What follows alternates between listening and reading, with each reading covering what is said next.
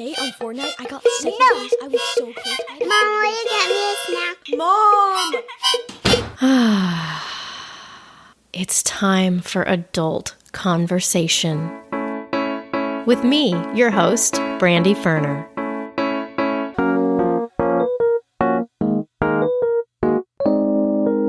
Hello, Adult Conversation Podcast listeners. Today's episode is fun, full of laughs and insight, and dare I say, whimsy. My talented guest lets us into his creative life as a father, while also opening up about marriage, mental health challenges, corporal punishment as a parenting tool in the form of calisthenics, and how he's making sure his kids don't grow up to be boring adults.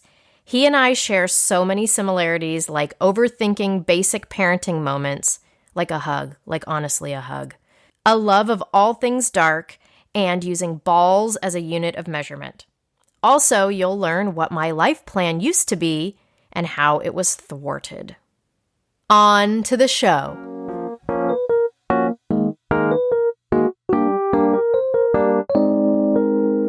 Today on the podcast, I am talking with a dad, friend, and fellow creative who is married to literal sunshine in human form, kind of like my husband. So he and I relate with being the dark and twisty ones in our marriages. And when I asked him to be on the podcast and we were hashing out possible topics, he said that he'd, quote, love to discuss using creativity, adventure, and play as a way to light up your kids, build strong bonds, and keep them from being boring motherfuckers that people try to avoid, end quote. So after I stopped laughing, my gut reaction was, do we moms really need to hear about how to also be playful and adventurous among all the other things we're doing right now? But then I was curious, what insight might a dad have here who isn't plagued by some of the same expectations that we are? And he's a self-proclaimed open train wreck. So what else could we learn about fatherhood, personhood, and mental health from him? Well, we're going to find out. So welcome to the podcast, Norm. Thank you for having me. That's a great lead-in to your life right there, right? It's dead on balls accurate for sure. Yeah. It's kind of like, what does this asshole got to say? Let's find out. Hey, asshole. Which is not true because you're amazing and that's why you're on the podcast. Thank you. So before we talk about how to keep our kids from being boring motherfuckers, what is something that the listeners need to know about you? So I think one thing that is a philosophy that I try to incorporate into everything, because I hate small talk. Yes. Sometimes I have to go to, like networking parties and I don't know if I'm not good at it or if I just hate it, but I love conversation pieces. So like as an example, we have chickens and we have a chicken who's a turkin, and a turkin, it's a chicken that looks like its neck doesn't have any feathers and they have this bulge at the bottom of their neck. So it looks like the chicken, we named the chicken Princess Peckerhead because it just looks like its head is a penis. And so we have that, but we also just hired an artist to do an oil painting of our chicken, and it's going to be like framed really nice and hung in our house. And like, there's just something fun about that. Like putting that in our house so that someone comes over, it's not like, hey, how's the weather? It's like, what the hell's up with this chicken painting? Right. And then, and then we're off to the races talking about something more interesting than the weather. See, and that's a good way to weed people out also, because if somebody is uncomfortable or just like, let's not talk about it, then you don't want to spend any time with them and you should have them like catapulted from your home. Oh my God. My go-to question at a party, and I hate parties, but it's like if we run out of alcohol and you and I have to go buy booze for everybody and we hit a man and he's dead, like, what are we going to do? And like certain people look at me like, why would you ask that? And I know that we're not going to be friends. Like if you can't have fun with that question, we're not going to be pals. Exactly. See, yeah. This is what I love about you, Norm. And did I just hear you like pop open a bottle of some sort of booze in the background?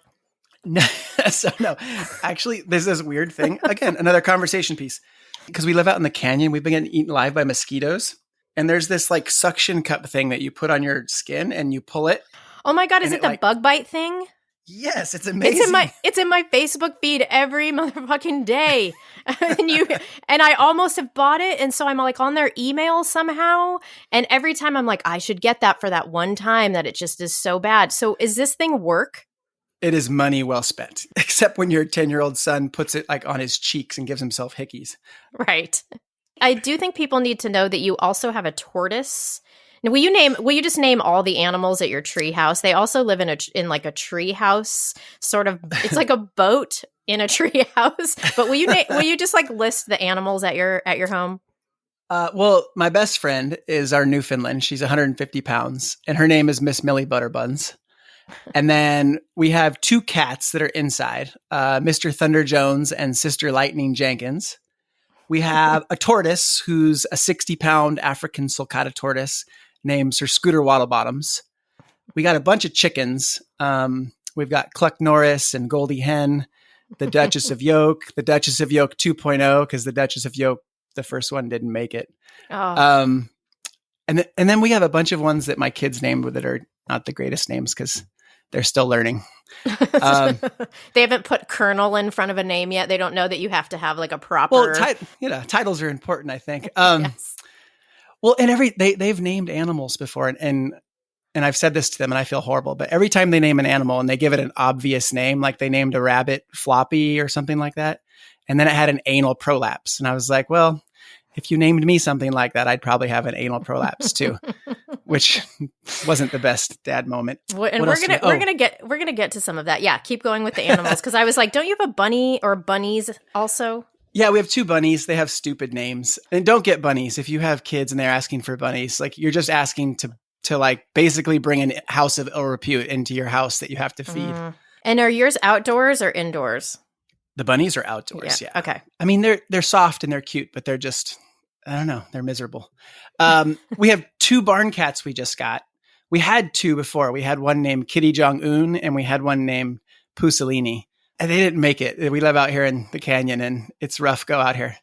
Wow. I love that your kids already have pressure to have good names, which I think goes along with the theme of today, which is how to raise kids and not have them be boring. So I feel like you've already done a great job at that. And then I wonder, like, when your kids get older and then like their kids get pets and they're like, Mom, I want to name it Fluffy. And they're like, you're not cool enough. Like, no. we've got to learn you just how my dad learned me by shame. Well, you know what? I think there's a lot to be said for shame, actually. Everyone's like down on shame. I know you do. I know you do. I feel like everything that I've accomplished is the result of a reckoning with shame. So should we skip to the mental health part of this interview right here, or should we? Because even though that's true, I don't know that it lands us in the greatest place. Like, do you think your wife was shamed? Literal sunshine in human form? See, there are exceptions, like, and she is, but the things that make her really, really wonderful, like if you really talk to her, I think they go back to her, whatever she struggled with. And I would let her speak for herself on that. But yeah, I think about all of the people that like all my heroes, all the people I really love and enjoy. And they're all, for the most part, they're pretty scarred. Yeah. Not that I want to scar my kids, but I do wonder how, like, I do struggle with making them grateful, making them struggle. So in like a positive way. Yeah. Right. Well, that's the thing is like, you want to be surrounded by people and maybe have kids who have personality, who have some grit, but then do we necessarily want to be the ones that are instilling that in them so that then they hate us and we don't get to enjoy it? Like, I don't mind, like, if the grit can come from someone else on the giving end of that, maybe that's a little bit better. I don't know that I want to be the person that my kids are like, oh my God, my mom, she shamed us every time we named a pet, or whatever the thing is. I'm not then shaming you on that, even though I guess I sort of am, but I just think that there's so much today that we have to try to do exactly right and, engage and use the right wording and not tell somebody they're pretty, but only tell them they're smart. And even though I agree with some of those things, one of the things that I love about you is that you kind of buck the norm on that. No pun intended. I think so. A little bit. You know, what's funny is I go back and forth on a lot. Like I think I have my mind made up and then I'm like, no, that's wrong. Like I'm constantly finding like, I think I've got it figured out and then I don't. Yeah, I think that's healthy. I think, and the Yeah. fact that you can admit that, I think is, the opposite. The lack of being able to do that, I think is some of the biggest problems that we have right now. Well, every time I think I've got it figured out, then like my daughter's getting older now and like she's definitely going from girl to woman. So it's like everything you think, it's like you have to throw it out and learn everything over again. Yes. So I know you to be a creative person, like you've just in this short time already shown us, but you're also a creative writing professor. You teach liberal arts. You have a really cool podcast that's stories for kids, maybe older kids, but we can talk about that in a minute. And you host this thing at your tree house of a home called The Salon, where weirdo families like mine come and show off their art of any form. And it's remarkable because it's hard to find other adults who are still embracing this playful side of themselves. So you are clearly not boring, but how did this part of you evolve? Like, were you super creative as a kid, or was it a coping mechanism? Where did this side of you stem from? So my parents got divorced when I was young and I always liked drawing, but when it came to things like writing and storytelling, like my parents' divorce was tense. So I would always try to be funny to kind of ease tension because things could get out of hand. It was a pretty ugly divorce. I mean, when I think back on it, I think it goes back to that for the most part. And then when you're able to do that, you get that little dopamine hit. It feels good. And then it becomes even less about that and more like a way of connecting with people, being accepted. So it just becomes this muscle that you're able to flex because it feels good. And it's the way you get the attention you need, at least as a kid. And then when you start to, go to therapy when you're an adult, you realize that you're not much different. Right. Well, were you into story? Because you have a really awesome way of telling stories, and your podcast shows that as well, and all the other endeavors that you do in your life. So were you really into reading or story or movies, or how did that part come about? I was really into movies and really into stand-up comedy. Probably stand-up comedy that I shouldn't have been watching. Like I'd memorized Richard Pryor's albums. I'd memorized Eddie Murphy's stuff, George Carlin. Like I knew all that stuff when I was like 9 and 10. Definitely not appropriate, but they were like really good storytellers. And I remember, and I don't know that I could have like articulated this then, but when I think back on it now, what I was really like starting to understand and like value was like the rhythms of the way that they spoke. And I noticed that I could emulate that, particularly when I wrote. I could use language to emphasize things and de-emphasize things and raise volume and lower volume. And then when I got older and, girls became a thing, I found out I could write to girls in a way that, got me even more attention. So. Okay, let's talk about that. So instead of doing a mixtape like all the other kids or teens, were you writing stories, or were you writing like love notes? What was this? Yeah, probably. Like I would write like long emails, things like that. Like when I proposed to Becky, I wrote her a story about a magician. And when I was reading the story to her, both my parents were at dinner with us. And so as the story was being read, I used my mom to actually perform a magic trick. So Becky had the wedding ring on her and didn't realize it all throughout dinner. Like, so when I proposed, I pulled the wedding ring off of a necklace around her neck. So like she had it on the whole time. But we used the story. Wait a minute. So you also do magic, like legitimately pulled off No. that trick? Well, I pulled that off. That was easy because it was just like a small misdirection. But I'm not very good at magic, but I'm like a magic sort of nerd. Like I love watching it. In fact, Becky, to her chagrin, got me. She enrolled me at magic camp at the Magic Castle, and she like gave it to me as a gift, sort of begrudgingly, like I married you and I love you, but I can't believe I'm giving you this kind of thing. Yeah. Wow. Okay. So then you're proposing. You're reading a story about. Did you say a wizard? No, it was about a magician who a magician. mixes. Yeah, a magician who like mixes together all of the qualities of our families, and then. Yeah, it was like this sweet, saccharine, 25-year-old version of love. And amazing. But what's funny is my mom, I had to get her in on it.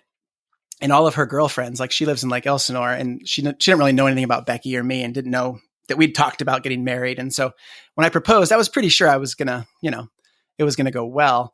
But all my mom's friends told her, don't let him do it in front of you. Don't let him do it in public. Like she'll say no. Oh. And my mom was so nervous. She took a Xanax. And she was still like shaking when she was putting this necklace on Becky and could barely get it on. And she almost dropped this ring in the middle of this like crowded, dark Cuban restaurant. Oh my gosh.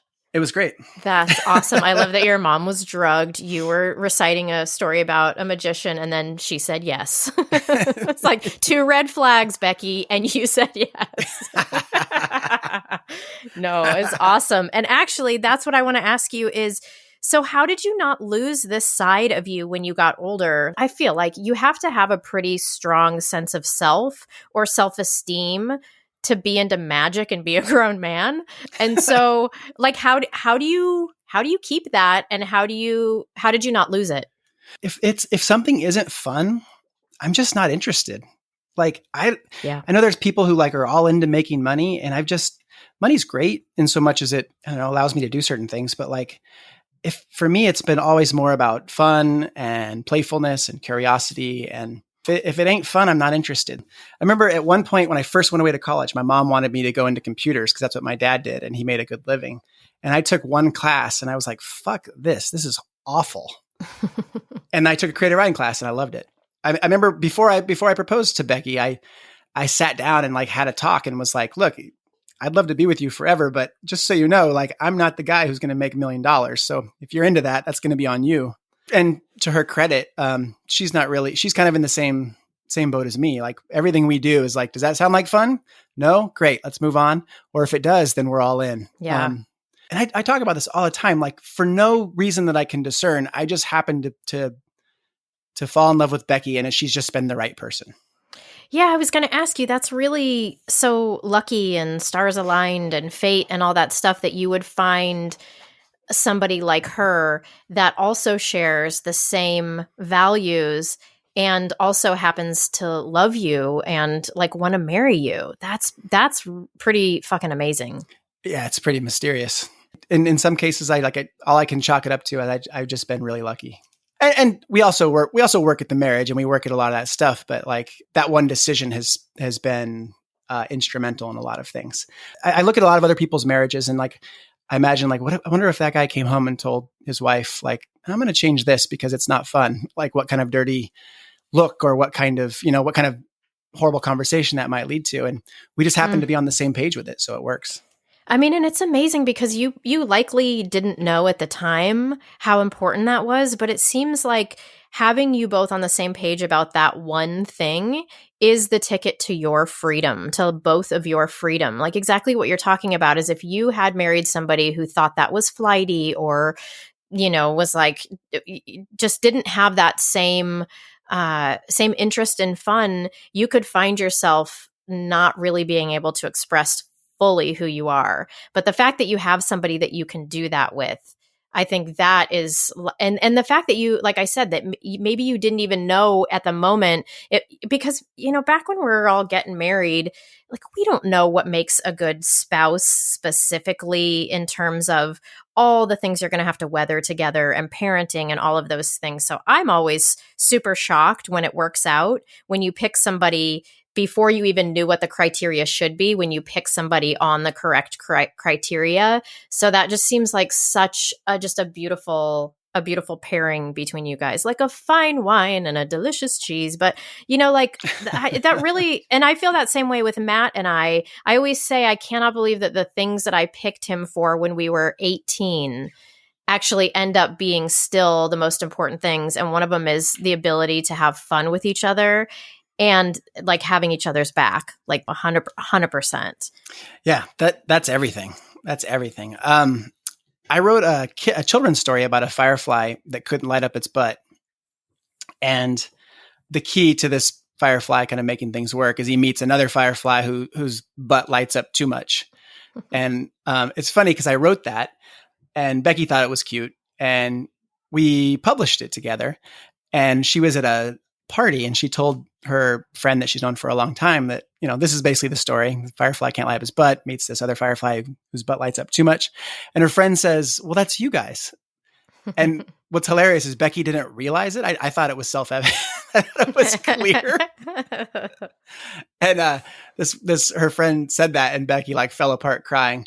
And I think that's been part of it too. Just like we balance each other out really well. Yes. Yeah, it's funny. I remember she showed me a copy and then gave me a copy of that book. And I was like, oh, this is adorable. And she's like, and it's about us. She was like, the smile on her face when she told me that was just so, so precious. I love that you did that. I'm curious, like, how do you see your sense of adventure and fun, that you and Becky both have, but this, dare I say, whimsy side of yourself, playing out in your relationships with your kids specifically, like strengthening your bonds together? How has that shown up? How has that worked? Has it ever not worked? Have they ever been like, Dad, will you just be serious for once? Or is that coming now that you've got them going into teenagehood? Well, one of the things I try to do is I can feel them getting older. And so I can feel certain things slipping away, like the awe and the wonder and things that I really, really love about being a dad of like younger kids. So one thing I try to do is I always want them to remember this time as being real. Like I use the word whimsical, like, and I love that because my childhood in some ways was like that, but it was also pretty grim at sometimes. So like, for instance, and this was crazy and it got kind of out of hand and it's still going. And I don't know if I don't think I've told you about this, but when we bought this house, it's this sort of bizarre house and it was built by a shipwright. So it's got all these cool nooks and crannies and it feels like there's a mythology to it because it's sort of, it's a unique place. So they were at the post office or they were out somewhere and we had to cut away some vines from an oak tree. And so I was cutting them away because they were going to smother the oak tree. And as I was cutting them, I had a knife. And so I just got an idea and I carved a heart into the tree and 2 sets of initials. And I just got this idea about, I wanted them to feel what it would be like to have like this really long romance. And I mean romance in all the ways, not just like the loving romance, but like the adventure of a romance. So I created this letter. I soaked it in coffee, burned the edges, and I took it to the post office and I got them to stamp it that it was from Romania. And so you can do that. Did you have to pay somebody? I kind of had to, I didn't have to pay, but like the postmaster there, or whatever she's called, she was kind of, she was like, wasn't sure about it, but I assured her that it was rightfully just fun. So. Yes. I reassured her it was just fun for my kids. So it was a letter that said, I used to live in your house and 100 years ago, and I'm locked in this castle, this dungeon in Romania. This warlock has me locked in a castle, and I grew up there and I built that fireplace that you guys use. And my initials are on the tree in the southwest corner of your property. And if you're willing to help me put a spiral in the ground and I have a bird here that'll report back to me and tell me. And so the kids got this letter and they came home, and this was a few years ago and we just moved in the house, and my daughter got out of the car and she had this look and she was like, what the fuck? Like she didn't say that, but that's what like the look was. Right. And my son wouldn't even talk about it. He was like freaked out. He was only 7 and he was sure that like it was a new house and, he thought it was going to be haunted now. And oh my God, you just gave them nightmares. Maybe, maybe not, but that's where my mind goes. And Charlie kept going, Dad, was this you? Did you do this? And, I like playing with him, but I don't want to lie to him ever. So I would, and this is kind of a lie, but I would just say, why would I do that? And so it became this big story where like they were writing letters to this guy and he would deliver packages. Wow. And it became this big, long, drawn out story. And what was really fun about it is I would share it with like Becky and other people in the family, and then they would kind of improvise on it. And it became this mythology. And it was instead of having like, the same lame old Santa Claus stuff, it became something that everybody, this game that everybody could kind of play. And it's been going on for 3 years now. And do they legitimately believe it, or do you think they're playing along because it's fun? This is where I fucked it up. So my daughter was using my computer for a school project, and she found all of the notes I'd been keeping to keep the story straight. And so, and she kept it a secret because she didn't want to ruin it for her brother, which is so sweet. And then finally she couldn't take it anymore. And she came to me and Becky crying because she was like, I have to let you know that I know about all of this. And so I also know about Santa Claus and the tooth and all this stuff. And just like, So then I just brought her into it. So now she's helping me finish off the story with her brother. Oh, awesome. Oh, was she like, did she have a moment of like grieving because of that? That's like, I think that's what it was. She cried for a couple days. yeah, I was going to say to like have this really special story that goes with your house and then to find out that it's not true, but then to have to hold that secret and your own grief, like that's a big deal.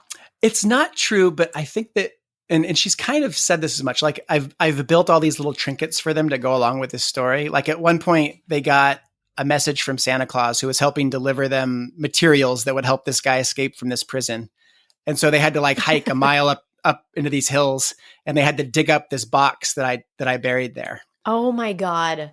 And so there's things like that she has from it. So yeah, it's not real for her, but there's like something about it that I think she'll take with her for a while.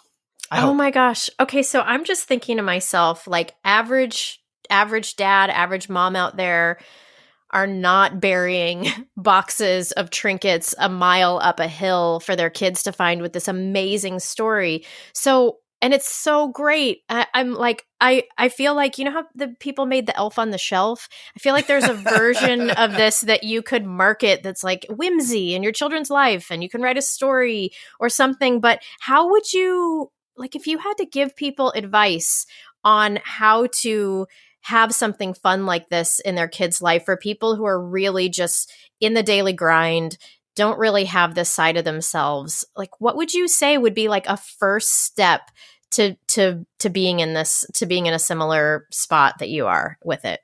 Some of this comes from acting classes, like improv classes, where it's like, if you say no, then like there's nowhere to go. If a kid asks a question and you say no, or if there's like a negative answer, there's nowhere to go. So like, and I know it can get out of hand. Like clearly I would never encourage anybody to do what I did. Like I'm still doing it, and it's a lot of work.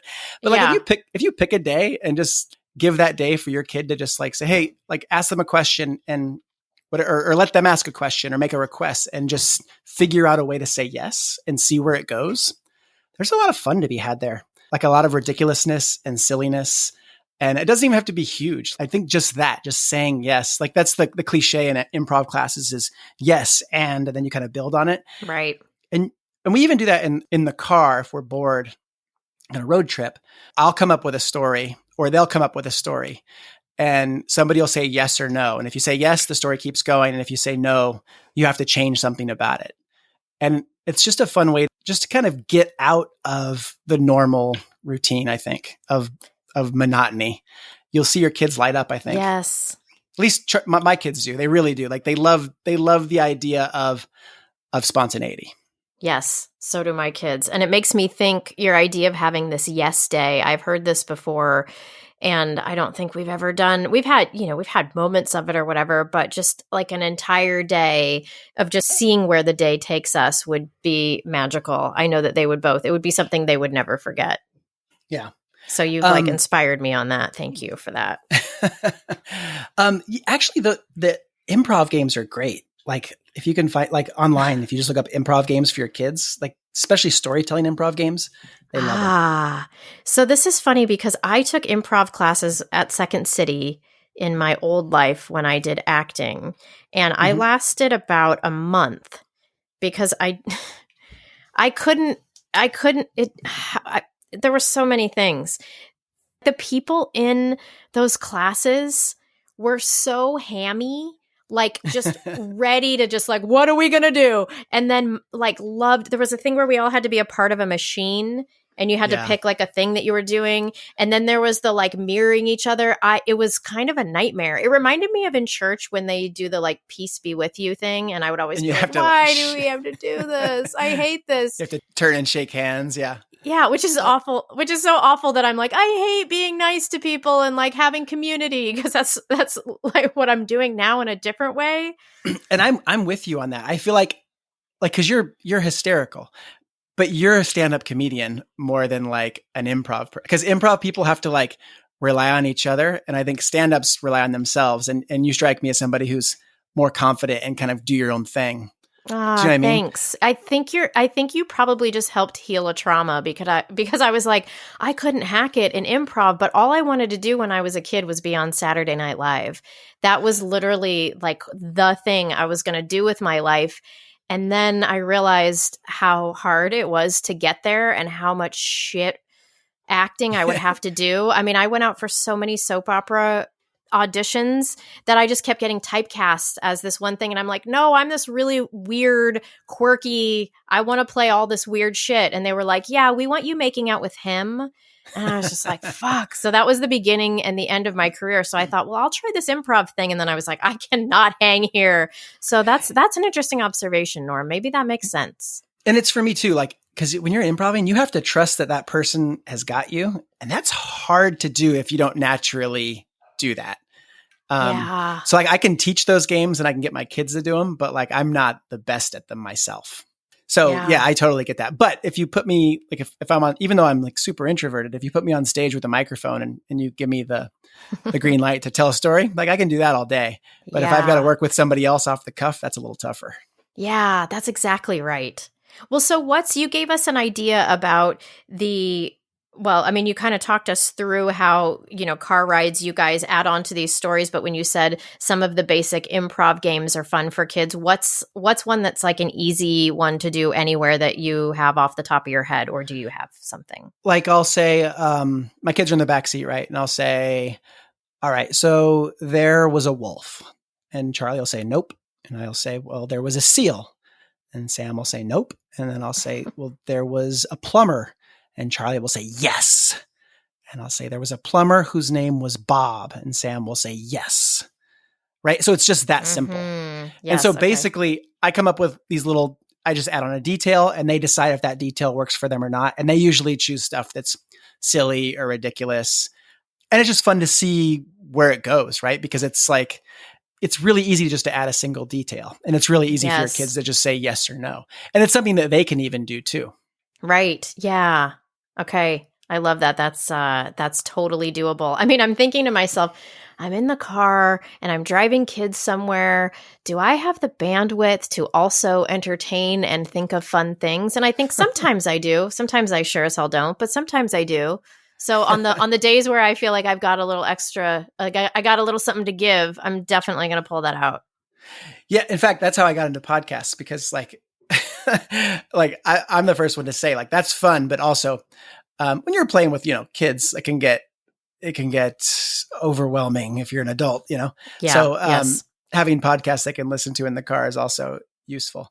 But another variation on that too, is if you get them to like clap or snap their fingers. And so you start telling a story and it's all good, right? There was a rabbit named Sally and she fell in love and she bought a house with her new rabbit husband.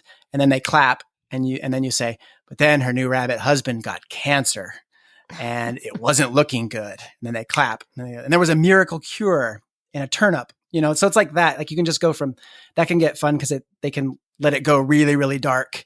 And I think kids, like sometimes parents are afraid for kids to, experience like darker stories, but yeah, we aren't those parents. Well, we aren't, but also like every kid that you like, if every kid loves Roald Dahl and he's really dark, right? You know what I mean? I think kids love to laugh at what they're not supposed to laugh at. And if you can give them a little taste of that, like that's good stuff. Yes.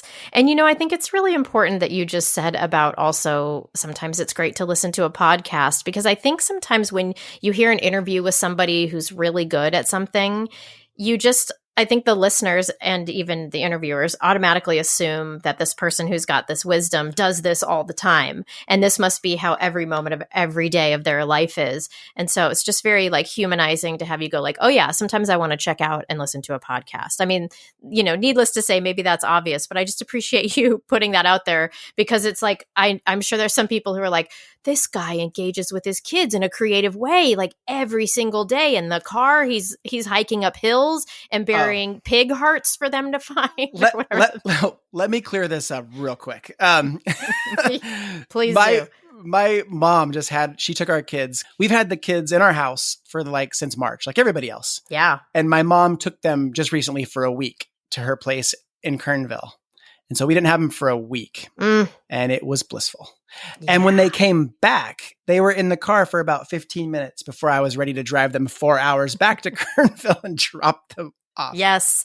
Do you know, I have a theory about this, about why this happens. Because I feel this when I will do like a night or two at a hotel every once in a while to kind of get away.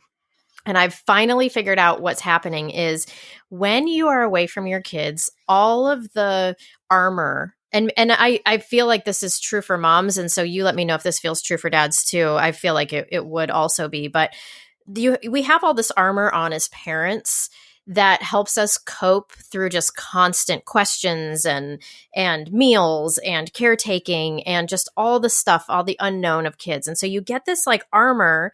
And then when you're away from them for more than like a day, your armor wears off and you become all soft again. And you remember what it feels like to be in the world, to eat what you want, to get up at the time that you want, go to bed when you want, like all of these things, all of this autonomy. It's like the softness of autonomy. And then when you come back to them, your armor's gone. And so they're immediately like slinging arrows at you, like, I'm hungry, where's my whatever? And you don't have the armor. So then you're like, I gotta drop these motherfuckers off. But then after a couple days, you rebuild that armor up again so that you can parent. But for that time that you were away, you were soft and you didn't have the armor up. Does any of this feel like it's true for you or your experience? It absolutely feels true. Also, I mean, I think that metaphor is spot on.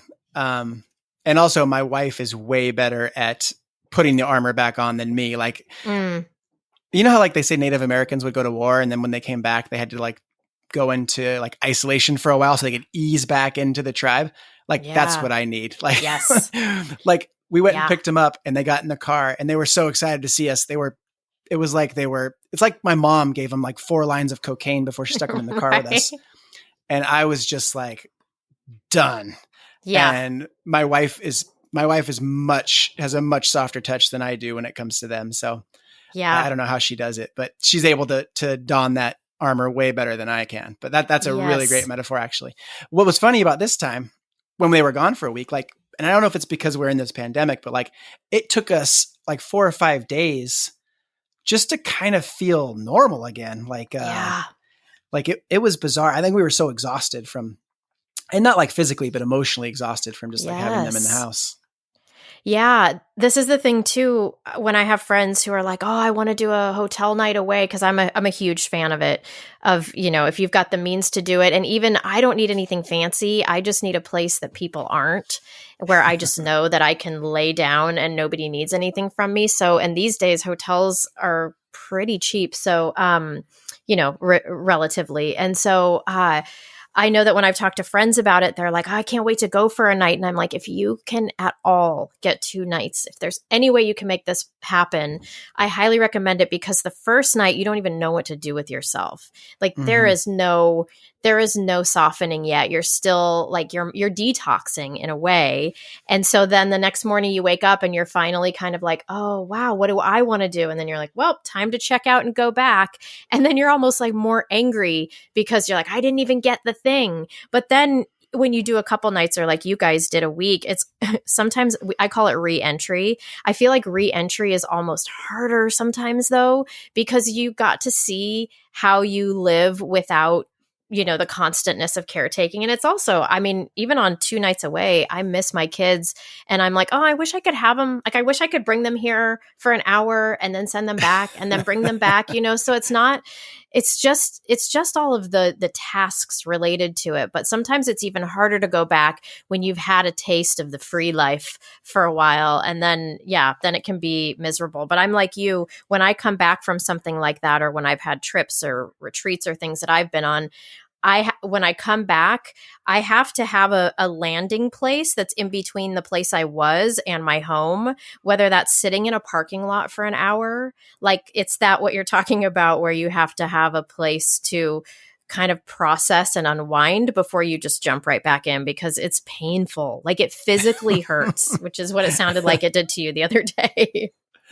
Yeah, and then you get the guilt that comes along with it too, because you're like, I miss them. I should be like fully engaged, but exactly. You know, like, you have to shift through the gears before you're dropping the hammer into fifth gear. Yeah, that's exactly right. So I have this question on my sheet of questions, and I'm laughing because it's just so perfect for you. But it says, because we're talking so openly, because I just know how you are, what are your inner demons?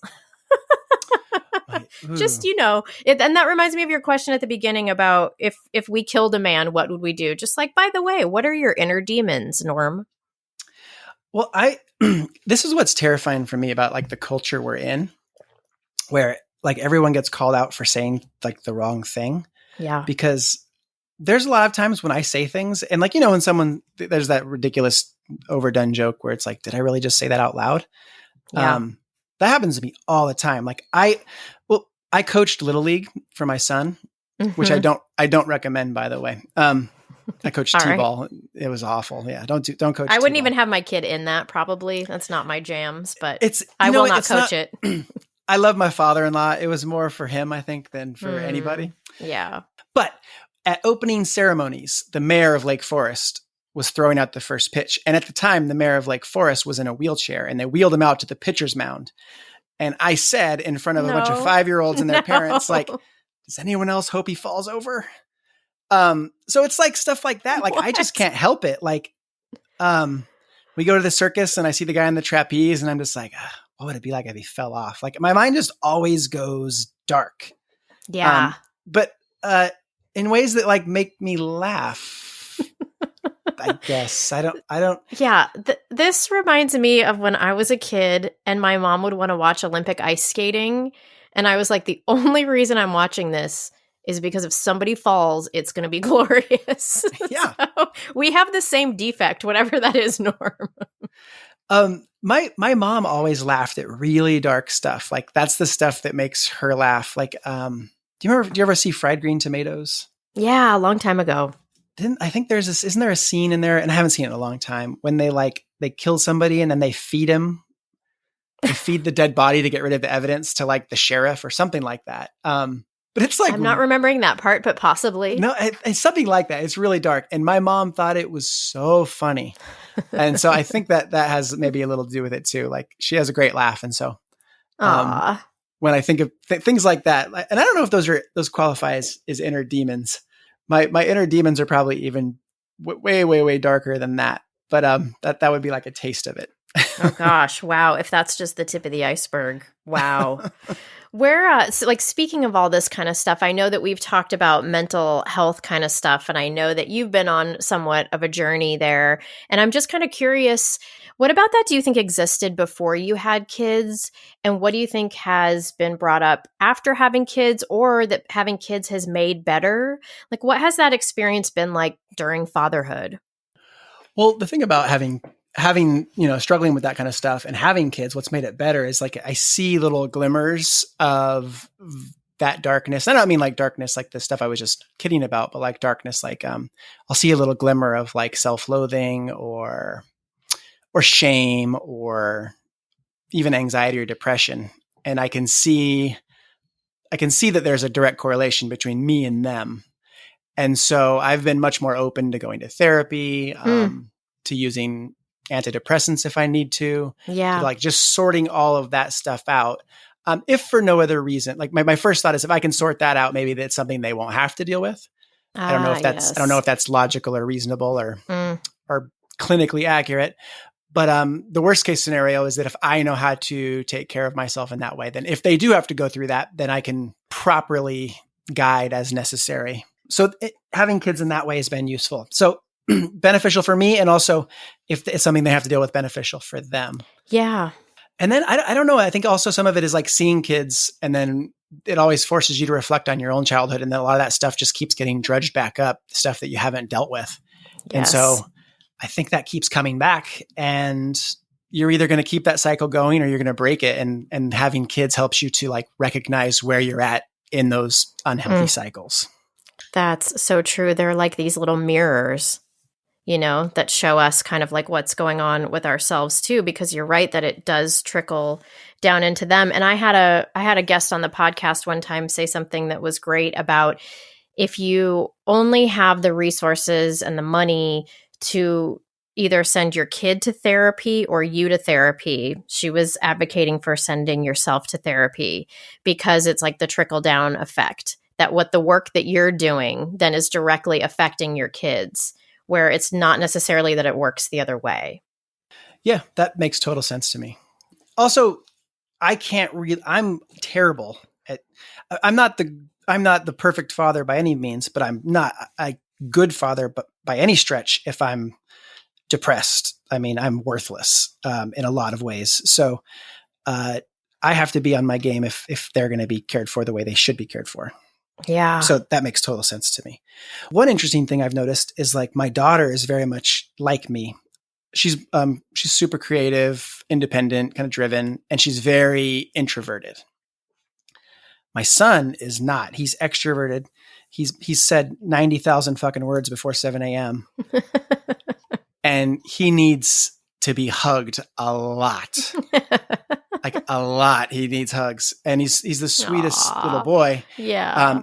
And when he asks for that, like my first inclination is like, ugh, again, we need another hug. And then it makes me think, well, maybe I didn't get that when I was a kid. So maybe I should, quit dragging my feet and just fucking hug the kid. And Yes. maybe he won't have to do what I'm doing now in a, it'll be a healthier place for him to be. Gosh, I think about our generation of parents, and I think about, and maybe other generations were doing the same thing, but I think about how so many of us are trying to give our kids the things that we didn't have. And I don't mean material things. Yeah, I mean exactly like what you're talking about. And then I wonder, like, are our kids just going to be, are they going to grow up and be like not messed up? Like, I guess I was actually having this conversation in my head this today, and I don't know why, but I was thinking like, so what is the thing that our kids are going to have to do better on, for their kids? Like, does this cycle always repeat where then our kids, when they have kids, are saying to theirs, I just, my mom never did X, Y, Z. And so I want to make sure that you get it. Like I'm just so curious, like what those things are. Will we have those things? Cause I feel like as a parenting generation, like we are many of us, overly so, like exhaustingly so, are like are dialed in and possibly over dialed in. I feel like it's you're damned if you do, you're damned if you don't. Like, yeah, right. Like no matter what, they're going to have some kind of issue because that's just life. Yeah. Do you know what I mean? Like it's going to be my parents didn't hug me enough, or it's going to be my parents hugged me too much and I never had to struggle for anything. Right. And it's like trying to figure out that balance. But I wonder the same thing too. Like at a certain point, if you break all the cycles, where is there to go? Yeah, that's my question. And then I wonder, is there such thing as like a messed up kid because they didn't get messed up? Like that kid, because then you don't have maybe some of the coping mechanisms, some of the grit and all of those things. So then they get out in the real world and they're like, oh my God, I never felt anything but love and pure fun in my life. And then they're just like dead on the street because how do they exist in this cold, hard world? So I think you're right. I think we're screwed either way we do it, which is a fun thought, which is a warming, tender thought, right? Well, the other thing I'm reading a book right now. You familiar? I think it's Steven Pinker. Have you read him? No. He's a psychologist. I think he's a Harvard guy, but he has this book called Enlightenment Now and another one called Better Angels of Our Nature. But all of this data that suggests like this is the best time to be alive. And it's not even close. Like, what? Like in terms of health, you're better off being alive now than at any other time at any other place on the planet. In terms of war, famine, poverty, equality, it's not even close. Wow. And so that's another thing that makes me want, like, how does that, but everyone feels so miserable right now, right? Like the tone of the world is so like not good. Did that come out pre-pandemic? It did come out pre-pandemic. Okay. Yeah, I wonder if he's like, second book is never mind. I wonder that too. I don't know what one of the interesting arguments he makes, and I might be getting this a little bit wrong because I read this a while ago, but one of the things he attributes it to in like the early part of the 20th century was like literature, music, art. A lot of these things really helped push that needle, which is interesting. And I'm doing his argument and his ideas like I'm not doing them justice, but it was interesting to me because it does seem like if everybody does have it so good, it's like, where do they go from here? Exactly. That's what I'm wondering. If every generation we keep doing a little bit better, what is the human being, and what is really what I'm interested in? What does the parenting experience look like 3 generations from now? Like, is everybody just fine because nobody was messed up? Is nobody like smacking their kids around anymore? I don't know. I don't know. I still overhear like my kids on Zoom, and there's kids where I'm like, ugh, that kid's got it rough. Yeah. Yes. No, that's true. I mean, that's obviously a very privileged thing that I'm like, what about perfect children and perfect situations, when there's a lot of stuff out there that isn't. But yeah, it's a question that I always think about. It's like those moments, like in that moment you were talking about giving Sam a hug, where it's like, is giving him this hug make him what would like soft and like unable to cope with the world, or should I hold the hug back, therefore making him stronger but breaking our bond? Like, there's a lot you can really overthink on this. See, you're kind of joking, and that's literally what goes through my head. Like- Me too. Yes, I'm joking, but this is what goes through my head too, which is the complete opposite. What goes through my husband's head is, oh my God, I love you, I want to hug you too, I'm so happy you asked for a hug. And then I'm over here like trying to figure out like, but to be an independent human being, a hug, you've already had 2, but 3 seems like a lot. It's tiring. It's tiring, Norm. It's exhausting. I totally get it. And it's like, should you have to work for that hug? What did you do? Did you earn this hug? Did you earn this affection? Because I'm just giving it to you. And then I feel evil for thinking that, but at the same time, it's like, I don't know, maybe I'm onto something. I know. Well, I'm just laughing because I just so see that if that's the way that it was, I could see him growing up and being like, every time I asked for affection, my dad would be like, you have to take the trash out first. So like affection was only given when there was productivity. Like I can go in a scenario and immediately like try to think through like, oh, that's the trauma. That's the trauma. I think, which is, and the funny part is that my kids will probably be traumatized because I'm thinking about how to outsmart the trauma. Isn't that funny? Maybe I should just take it easy on myself and everyone else and just stop thinking about it. I do advocate corporal punishment, but not the way you're thinking. It's like the other day, Sam, he took a bunch of like dishes and just left them in his room, and they were all dirty. And so he had to come and bring the dishes downstairs, wash them, and then he had to do 100 squats. Did you tell him why? Were you? Yeah, of course. Like, yeah, this is no, they know what corporal punishment is. It means they have to do exercise. But okay, this is, I'm so interested because I feel like, okay, I'm a huge fan of natural consequences because they do the job so much easier. But you're talking about adding in an entirely different, totally unrelated, like the natural consequence of having dishes in your room is not like having to do squats, but no, it is. I do. Here's how I work it. Okay. So clearly you didn't have the energy to bring down your dishes from your room. So something tells me that maybe your muscles are atrophying from lack of use. So Why don't you go ahead and knock out 100 squats? We'll build up that muscle. So next time you dirty a dish, you'll have the energy and the agility to bring it downstairs. That is amazing. I love that. See, that's where your creativity comes into play. But I love that somewhere your kids are going to be like, but I know he was just saying that, because really what it meant is if you do this again, you're going to have to do 100 more squats. And I don't give a shit what your muscles are or are not capable of doing. Amazing. Also, it's like you have the energy to play video games for 9 hours straight, but you don't have the energy, and it's just like, I'm gonna wear you out a little bit. Yes. I mean, they need it. They absolutely need it. It's PE. You call it PE. It's fine. It's fine. I really want to talk about your podcast, Cobbler's Gulch. So will you tell us about it? Who's it for? What is it? And where did the idea come from? Yeah. So my daughter, Charlie, was 18 months old, and I was dying to watch movies with her. Like I'm a snob when it comes to movies, and like I want my kids to be familiar with certain movies. Like they just watched Young Frankenstein, which was amazing. Yes. Awesome. But I showed her The Wizard of Oz, which is one of my favorite movies. Oh my God, at 18 months.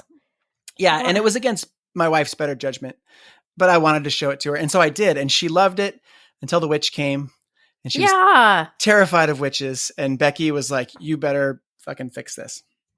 So I wrote her this little rhyme that goes, "Pixie dust, a summer's day, a rag doll with a crooked stitch. Listen closely when I say, be gone, you silly witch." So she would say that at night before bed. And so then she believed that kept all of the witches away.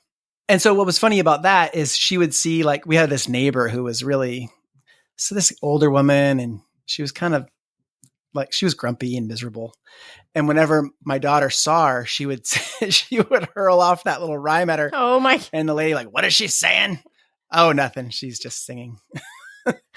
But her and I started developing like all of these like fun witch mythologies. When a flower would die in our neighborhood, she would say something like, "Oh, the fairies must not be taking care of the flowers." Oh. And then I would say something like, "Do you think a witch kidnapped the fairy?" And she would be like, "Yes." And so little things like that, and that goes back to like the improv games we'd play. It kind of developed into this story. And so I wrote this big book for her, and I filled it with like fun, like big words, but fun big words. And it took me a few years to write it, but she read it when she was like 6 or 7. And it was fun because at the end there's I shouldn't talk about the ending. But no spoilers. No spoilers. But it became this whole story about a little girl and her 7 orphan brothers who go after this fairy. They try to save this fairy who's been kidnapped by a witch. And it's like a fantasy, but it's like a fun, silly fantasy, kind of like The Princess Bride. And eventually my wife talked me into turning it into a podcast because I was writing a lot of screenplays, but it was a lot of the stuff I wrote was like darker and more adult. And I didn't have like the kind of connections to pursue it for like kids. Yeah. And I wanted to do something just kind of on my own. So we try to do it as a podcast. And I got a bunch of fun voice actors, and I've got a really great team of people who helped me put it together. Oh my gosh, the voices in it are amazing. Like, I've heard a clip of it and I was just totally blown away by the sounds. Also, your voice, and it's exactly like what you said in the beginning about how you learned about having the cadence of your voice be part of the storytelling. But I was like, damn, Norm, you were meant for voiceover. So it was so fun to hear too, because I hadn't heard you do something specifically like that. So I think it sounded amazing to me. And of course, just like how you are, the stories are all quirky and cool and kind of dark, but then fun and all those things.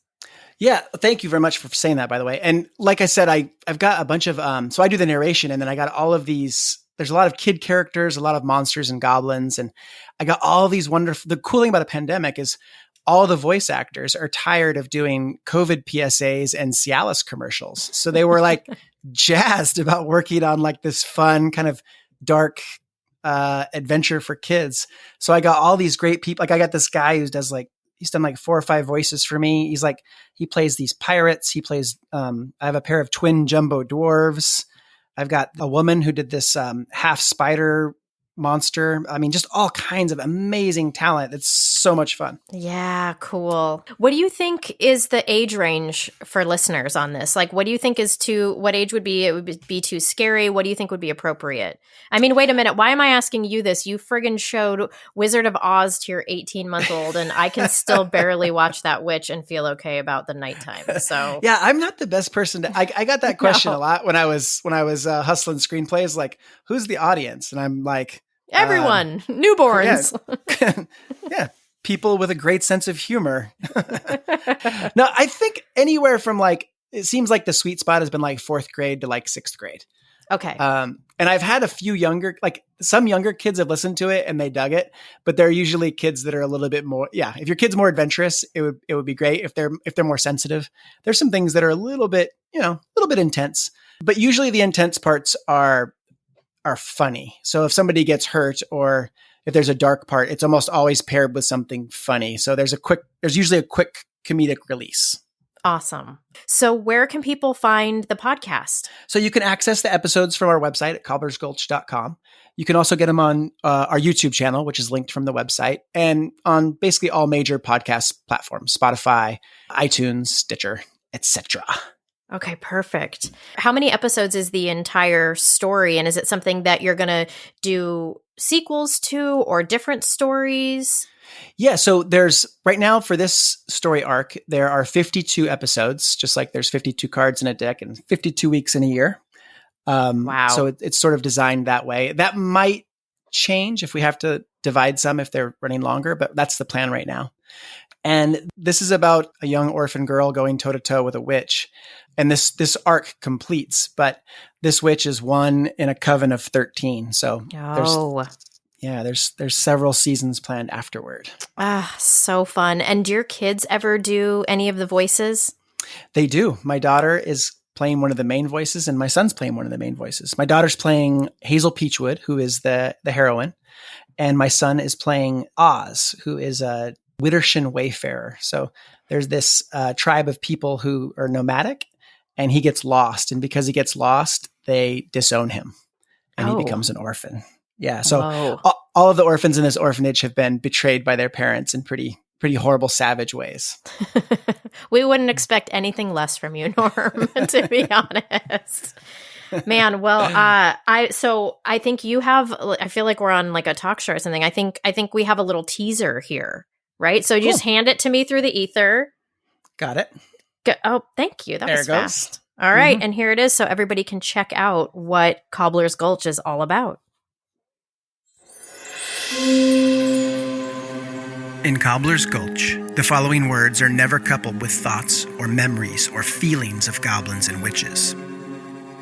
Birthday cake. Happy, happy birthday. Love. I love you. Good-hearted laughter. Oh my gosh. Or chocolate fondue. Yum. These words, however, are nearly always coupled with talk of goblins and witches. Treacherous. Maleficence. Malfeasance. Maliciousness. Most mal words, to be quick about it. Oozy. Smoked oysters. And wickedness. Unfortunately, goblins and witches are exactly what Cobbler's Gulch orphan Hazel Peachwood must deal with. I got this. When she commits to rescuing a recently kidnapped local fairy with nothing but the help of her 7 orphan brothers. Good boys. All 7 of them.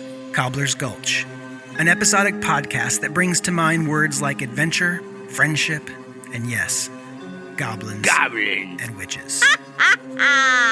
Subscribe now. If you don't, there's a better than even chance that a witch will poke out your eyeballs. Wow, that was like a real TV host. I like the way you did right that. there. That was really neat. Yeah. Wasn't that really great? One of the things we're going to do on Cobbler's Gulch is there'll be lesson plans for teachers if anybody wants to use the podcast in class. Because I'm a teacher, pretty familiar with reading comprehension, writing, vocabulary, and a lot of that stuff is packed into the story. So it would be really great for like a language arts classroom for like 4th, 5th, 6th grade, depending on the personality of the classroom and so on. We're also possibly going to be doing some role-playing games with some of the actors who are in the series. For anybody who's interested. It'll be like a Patreon thing.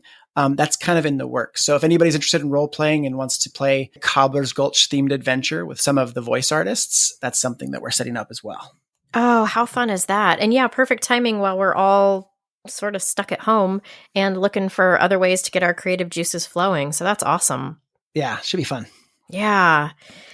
Man, Norm, thank you so much for coming here and just being a total open book about so many different things. I'm so excited about this podcast that you're doing because everything that you do is fun and funny and interesting and unique. And so it's really nice to be able to share a little bit of you with my kids so that I don't have to do it all the time. So thank you for that.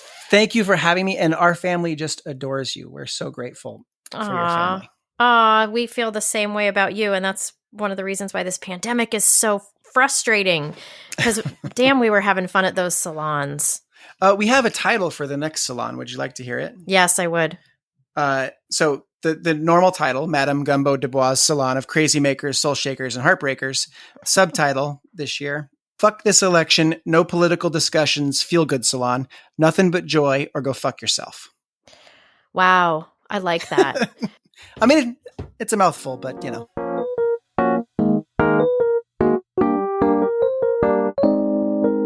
I really hope you and your kids will love Cobbler's Gulch as much as we do. It's super, super fun.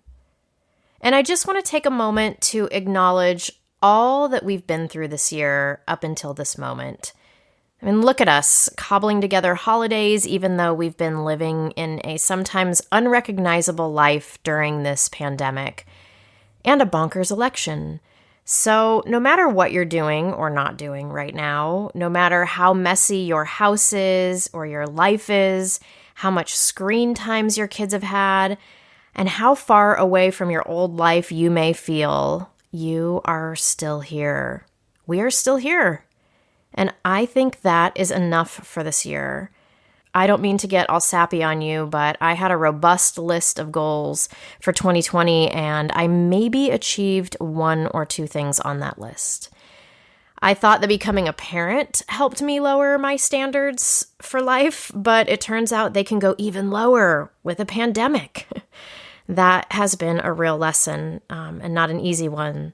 So if you're listening to this, I'm glad you are still here, and I know I'm not the only one. So hang in there. If you are enjoying this podcast, please consider doing me a huge solid and leaving a rating, or better yet, a review.